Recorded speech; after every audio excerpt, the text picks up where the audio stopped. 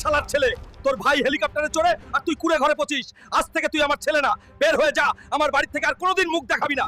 আজ আমার কাছে টাকা নাই, ঘর নাই বলেই বাপ আমাকে তাড়িয়ে দিল, কিন্তু মনে রাখিস একদিন এই রাস্তাতেই সবচেয়ে বড় বাড়ি উঠবে। ভাই একটা কাজ দেন, খুব দরকার। যে কোনো রোডের কাজ আমি করতে পারবো। কাজটা খুব কঠিন, সারাদিন খাটতে পারবি তো? পারবো ভাই, কাজই তো আমার শক্তি।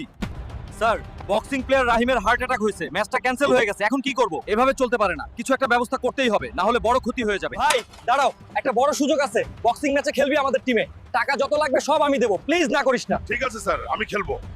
আর কিছুক্ষণের মধ্যেই শুরু হচ্ছে হাল্ক আর কালা রেন্ডার মহা বক্সিং ম্যাচ। কমেন্টে বলো তোমরা কাকে জিততে দেখতে চাও। কি রে পচা পালং, তুই রেন্ডার সাথে লড়বি নাকি? বন্ধুরা আমাকে শুধু একটা লাইক দাও, তাহলে রেন্ডাকে আসল পাওয়ার দেখাবো।